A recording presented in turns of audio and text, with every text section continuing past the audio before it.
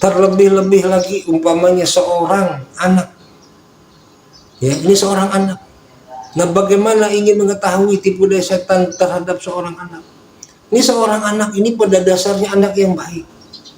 Kepada seluruh teman-temannya dia selalu bermanis muka, selalu saling membantu kepada teman-temannya.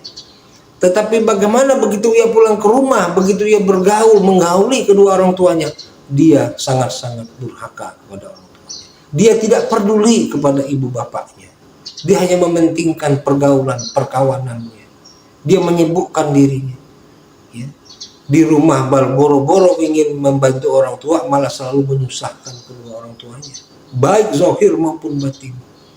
Nah, ini kan apabila kita lihat dari sisi zahirnya, topengnya, maka dari pandangan secara umum manusia atau dari pandangan teman-temannya, coba kalau ditanya bagaimana pendapat kamu tentang si fulan, oh iya baik, kepada kami dia sering membantu, kepada kami dia sering bermanis muka, kepada kami dia sering periang, kepada kami pokoknya dia selalu membuat sesuatu menjadi kami itu bahagia.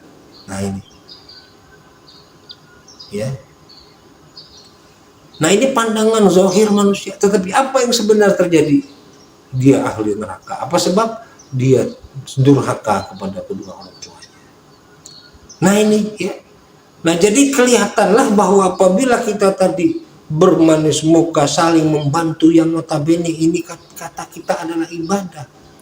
Nah ini kita diberikan ruang untuk ditipu oleh tipu daya setan, supaya kita tidak mengutamakan orang tua. Karena dari sisi hukum, ya, membantu orang lain itu nomor 2, bantulah orang tua dulu nomor 1.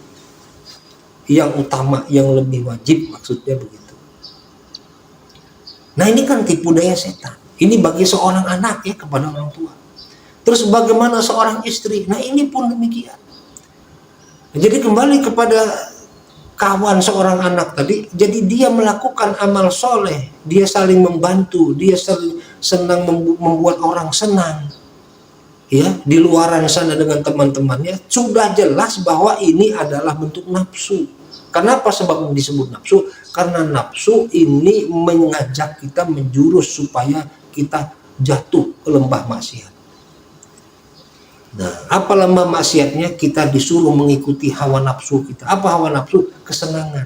Apa kesenangan kita? Dipuji oleh orang-orang banyak.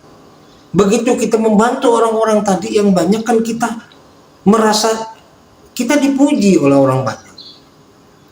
Kita mendapat penghargaan dari orang-orang banyak. Nah ini. Nah begitu juga seorang istri kepada suami. Nah kewajiban utamanya bukanlah lagi mengurusi orang tuanya, tetapi dia harus mengurusi taat kepada suaminya. Tapi bagaimana pula dia bisa mengutamakan kawan-kawan sosialitanya, dia bisa mengutamakan anak-anaknya, baik itu anak tiri kah, mau anak asuh kah, mau anak apapun itu bentuknya. Kok dia lebih bisa mengutamakan anak-anaknya daripada mengutamakan suaminya? Dengan alasan apapun. Tidak peduli alasan-alasan itu. Kenapa? Sebab karena ini bicara hukum. Jadi tidak ada alasan, wahai guru, saya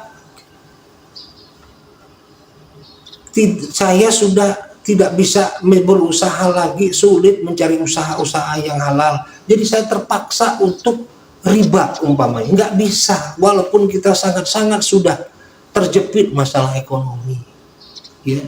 Jadi untuk menghalalkan, meringankan nafsu kita, keinginan kita supaya kita bisa punya uang yang banyak, maka kita boleh melakukan riba, boleh mencuri, boleh menipu.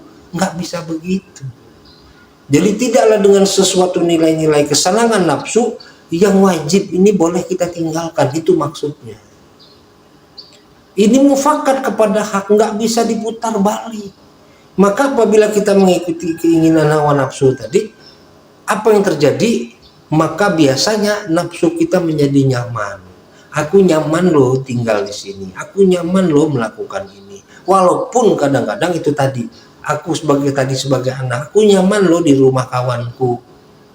aku nyaman bersama kawan-kawanku, membantu dan sebagainya. Tetapi dia di rumah nggak nyaman, dia membantu orang tuanya nggak nyaman. Nah ini tipu daya setan. Begitu juga seorang istri tadi, ini tipu daya seorang istri, ditipu daya setan kepada seorang istri.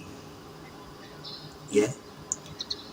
Jadi kedudukan suaminya ini lebih harus diutamakannya.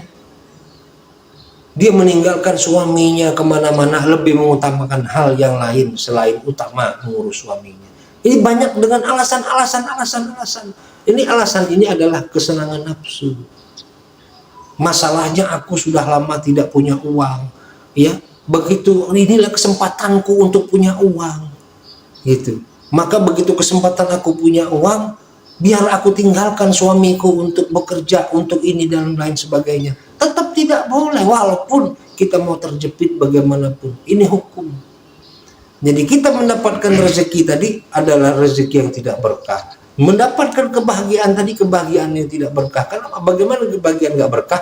Anakmu malas sholat, kamu juga jadi malas sholat. Ataupun sholat yang kamu lakukan, tanda gak berkah, gak membawamu untuk menjadi akhlakmu menjadi baik. Kamu tetap mempunyai hati yang mengkel, kamu tetap mempunyai hati yang sulit untuk menerima keadaan, sulit untuk bertawakal, sulit untuk ikhlas. Nah ini tanda-tandanya. Saya rasa demikian dulu, dicukupkan dulu untuk kesempatan membahas tipu daya setan pada pagi hari ini. Mudah-mudahan kita selalu diberikan Allah ruang untuk selalu bertaubat dan cepat kembali kepada Allah Subhanahu wa taala. Assalamualaikum warahmatullahi wabarakatuh.